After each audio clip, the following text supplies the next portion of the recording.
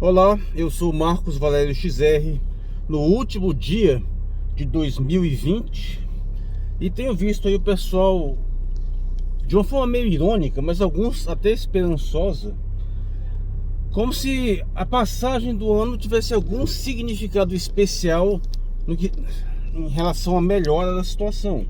Mas evidentemente isso não é verdade. Não é porque o ano vai mudar que alguma coisa efetivamente melhore, apesar desse efeito simbólico.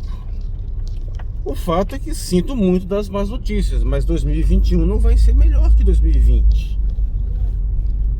Provavelmente, pelo menos a partir do segundo semestre, o quadro pandêmico deve ter melhorado. Espero que até lá, pelo menos daqui a 6 meses mais ou menos, as vacinas estejam bem estabelecidas, funcionando. Então a partir daí, pelo menos, a situação da pandemia deve ser melhor, apesar de que nesse primeiro momento, no começo, vai tá dando uma piorada. Mas, apesar desse final da pandemia, que eu espero, a partir da metade de 2021, comece a ocorrer, o quadro econômico é muito grave, especialmente no caso do Brasil. Não há nenhuma perspectiva de melhora na situação econômica do país. Pelo contrário, o quadro vai piorar. A não ser que ocorra uma mudança radical, mas mesmo uma mudança radical na situação do país, uma mudança de governo necessariamente seria o caso, não vai conseguir promover qualquer mudança significativa em curto, médio prazo. As perspectivas dos próximos anos continuam péssimas. Tem vários fatores para isso, mas em especial a emenda constitucional 95 está aí para garantir que não exista possibilidade de recuperação econômica. Fazendo uma retrospectiva, no último dia de 2018, eu gravei um vídeo dizendo que 2019 seria ruim. E de fato foi. Tanto que no primeiro dia de 2020, nos primeiros, gravei outro vídeo dizendo que 2019 foi de fato ruim. Mas claro que eu não tive como prever algumas coisas, porque muitas das coisas que o governo pretendia fazer, ele não conseguiu fazer. Então isso, por um lado, aliviou a situação. Mas por outro lado, a gestão do governo é tão absolutamente grotesca, tão bizarra, especialmente nas relações internacionais, que ele conseguiu piorar em outros aspectos. E em 2020 nós tivemos essa pandemia, que seria a oportunidade ideal para uma recuperação generalizada, até de aumento de popularidade. E incrível, mesmo tendo um inimigo comum contra o qual você pode unir toda a nação, essa coisa grotesca que nós temos no Palácio do Planalto conseguiu fazer o exato contrário. Fez tudo, absolutamente tudo errado. E apesar disso, a pandemia o beneficia no sentido de que, primeiro, sempre pode usar a pandemia como desculpa para qualquer problema, né? Segundo, porque foi forçado a aplicar um auxílio emergencial que o Congresso impôs praticamente. E no entanto ele pode capitalizar o benefício em termos de popularidade desse auxílio emergencial. Afinal, pela primeira vez na história, muita gente passou a receber uma renda. Falando de gente que tinha no máximo salário família, Bolsa Família, às vezes nem isso tinha. Então passou a receber esse auxílio. Isso gerou evidentemente uma melhora para algumas pessoas. Isso explica grande parte da popularidade que o governo ainda mantém. Baixa, mas que ainda mantém. Mas aquele caso, esse auxílio vai acabar em algum momento. Não adianta tentar substituir por alguma coisa, porque não tem estrutura econômica para isso. Não tem fundamento, não tem renda. O país não tem sustentação para manter uma coisa assim por mais tempo. Uma das coisas que o programa de governo do Bolsonaro tinha de bom era a previsão de uma renda básica universal. Não porque isso em si seja bom, mas porque é uma coisa que tem que ser feita infalivelmente. Não tem como isso não acontecer na perspectiva econômica que nós temos pela frente de uma forma global. Eu gravei um vídeo sobre isso. Gravei um sobre a emenda constitucional 95 também. mas não tem condição de implementar nada nesse sentido. O fato que acabando o auxílio, sua popularidade tende a acabar, e a única coisa que ele pode fazer para tentar manter a sua base eleitoral é o de sempre: polarizar, criar mais conflitos, fazer mais polêmica e continuar com sua mentalidade de que não é de governante, é de quem governa, ou seja, está apenas para aparecer para uma pequena base eleitoral. Bolsonaro nunca teve nenhuma capacidade de perceber a realidade de um fato, que ele é um presidente da república, que ele governa um país inteiro e não apenas a panelinha, os eleitores dele. Mas ele não tem essa capacidade, não é capaz de perceber esse fato básico de que tem um governo para tocar. Ele continua lá apenas para polemizar, para jogar uns contra os outros, para combater o inimigo imaginário. Ele está lá apenas para combater a esquerda. O que, associado a todas as coisas que ele combate, é a maioria da população. Está apenas para continuar perpetuando esse conflito. E no comando da economia do país temos um psicopata, um calhorda da pior estirpe, e tudo que estão fazendo é destruir mais e mais as bases de sustentação econômica desse país. Lembrando, esse país tem uma demoníssima trindade elitista. Primeiro é aquela que está envolvida com agronegócio, com ruralismo, que é herdeiros diretos do colonialismo, que a pessoa tem mentalidade de senhor de engenho. Não que todo mundo aí seja ruim, de forma nenhuma. Existem os setores minimamente, pelo menos sãos, como aliás alguns que já fizeram críticas ao governo pela sua postura estúpida, completamente insana em relação às suas principais parceiros comerciais, a começar pela China.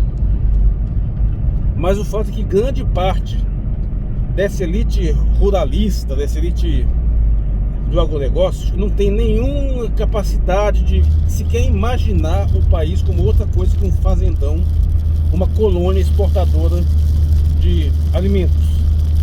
E não é coisa para alimentar o país, não, é para alimentar os outros países, gerando uma renda ínfima e que sem sequer produzir empregos. Essa área de grande agricultura não gera empregos. Eles não têm nenhuma mentalidade mais sofisticada do que isso. O segundo elemento dessa demoníssima trindade é a grande mídia, que sempre foi o que ela é hoje, frequentemente pior. Sempre teve da contramão de qualquer projeto de desenvolvimento do país.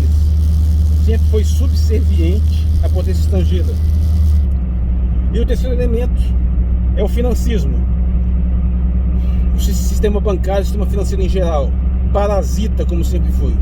Esses três elementos da elite brasileira continuam firmes e fortes, são quem estão dando as cartas agora. O Brasil surgiu elites financeiras, elites econômicas mais progressistas, especialmente industrial. Nós tivemos com o início, principalmente da era Vargas, o desenvolvimento de setores que estavam ajudando ao país a se desenvolver, mas eles foram sendo sistematicamente atacados, especialmente a partir da era democrática, a começar pelo governo Collor FHC, que já um pouco antes também. Teve uma pequena recuperação ao longo do governo Lula, que tentou criar uma coalizão com alguns setores mais industriais, mais desenvolvidos, mas eles foram completamente devastados pela Lava Jato. E o que nós temos hoje é a desindustrialização brutal do país, a destruição de todo que é tipo de desenvolvimento tecnológico, todas as forças, todos os patrimônios desenvolvimentistas em termos de produção, de indústria, de tecnologia que o Brasil tem, continuam sob ataque sistemático, continuam sendo destruídos literalmente. Estamos falando de empresas de tecnologia de ponta que estão sendo fechadas e vendidas. E aparentemente o programa de privatização, desestatização, finalmente vai conseguir deslanchar em 2021. Nós estamos nesse momento num processo de privatização da SEB, da Companhia Energética de Brasília. Com tudo isso funcionando, não existe a menor possibilidade que 2021 especialmente pelo Brasil, não seja um desastre em termos econômicos. Vai continuar piorando. E dessa vez não vai ter nem como iludir mais. Eu até esperava que 2020 tivesse um efeito de maquiar, né? A situação continuaria estrangulando, mas não seria tão evidente. Mas aí veio a pandemia e bagunçou tudo. Por um lado ajudando o governo, mas por outro lado também piorando mais. Então, infelizmente, eu detesto dessas más notícias, mas o fato é esse. Não tem como melhorar. Qualquer coisa que você possa fazer pela sua situação vai ter que ser feita de uma forma individual. Porque você não pode contar com mais nada vindo desse governo, vindo do contexto geral. Se você pudesse se colocar numa situação mais protegida, nos pouquíssimos concursos públicos que ainda tem por aí, hoje eu recomendo a qualquer pessoa, por exemplo, aqui em Brasília, que se puder, entre nem que seja da Fundação Educacional, que sempre vai ter uma grande oferta de vagas de emprego, volta e meia fazendo concurso para professor mesmo, enquanto isso não for totalmente dilapidado. Mas ainda é melhor do que você tentar se virar num setor privado completamente devastado por esse cenário econômico insano. Algumas iniciativas ainda estão em aberto, sempre tem oportunidades, sempre vai ter, mas elas nunca vão ser capazes de reerguer economicamente o país. Individualmente você ainda pode ser capaz de percebê-las e abordá-las, tirar vantagem delas, mas no cenário geral não tem possibilidade. O mínimo que você teria que fazer para começar uma recuperação econômica desse país é a derrubada do maldito teto dos gastos, a emenda constitucional 95, que está sendo debatida largamente, porque qualquer pessoa com o mínimo de sanidade sabe que isso aí impede qualquer possibilidade de desenvolvimento. Não tem como o país sair do buraco, não tem como o país tentar resistir à destruição sem revogar esse estrangulador brutal que só serve para isso, para causar esse efeito. Aliás, a única coisa boa da PEC 95 é isso, porque ela te dá o parâmetro definitivo sobre quem merece seu voto ou não. O indivíduo que não se posicionou de forma fortemente contrária a essa PEC 95 não vale nada. É um cretino, não merece voto. Infelizmente, nós temos um eleitorado que não é capaz de perceber isso. Lembrando, o Bolsonaro voltou a favor dessa desgraça. Nem a abstenção é aceitável. Somente a rejeição total é uma postura minimamente aceitável.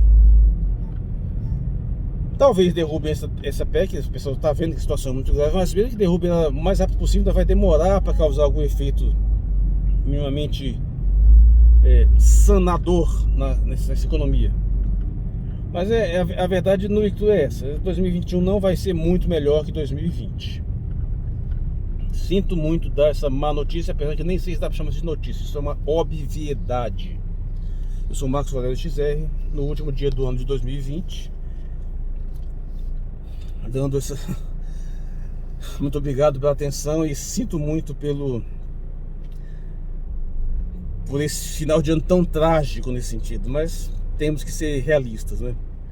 Obrigado pela atenção.